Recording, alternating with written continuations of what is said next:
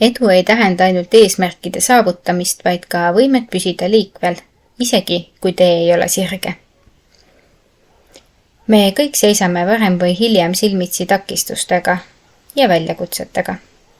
Siiski, tõeline edu ei seisne mitte ainult selles, kuidas me eesmärke saavutame, vaid ka selles, kuidas me takistustest üle saame, kaotamata oma sisemist entusiasmi ja pühendumust.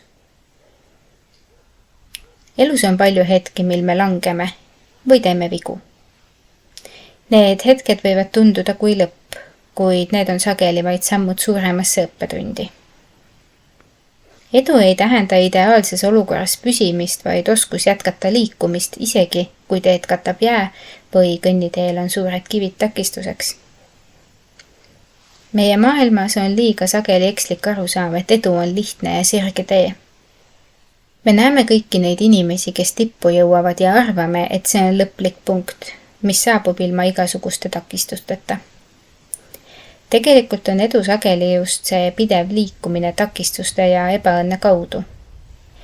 Inimesed, kes on edukad, ei ole need, kes ei ole kunagi kukkunud, vaid need, kes on suutnud tõusta, kui nad komistasid. Need on inimesed, kes ei kaotanud oma entusiasmi isegi siis, kui oli lihtsam alla anda.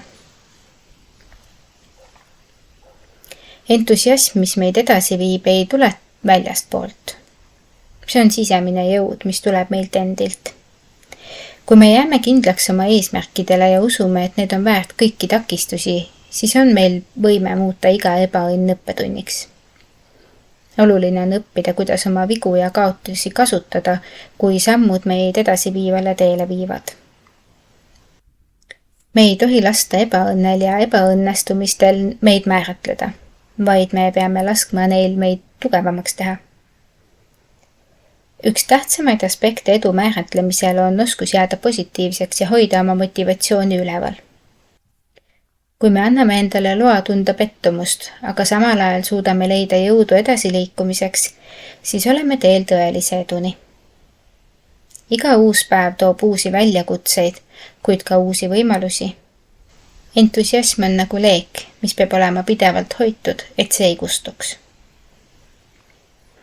Kui me suudame hoida oma tule elus, siis pole ükski takistus nii suur, et me ei suudaks seda ületada. Edu on sageli rohkem seotud sellega, kuidas me suhtume väljakutsetesse, kui sellega, kui palju takistusi meie teele veeretatakse. Kaotused ei ole lõpp, vaid osad suurest teekonnast. Ja need, kes on valmis kaotama, ei kaota kunagi täielikult. Iga ebaõnn viib meid lähemale meie tegelikule eesmärgile, sest see õpetab meile uusi viise, kuidas sinna jõuda.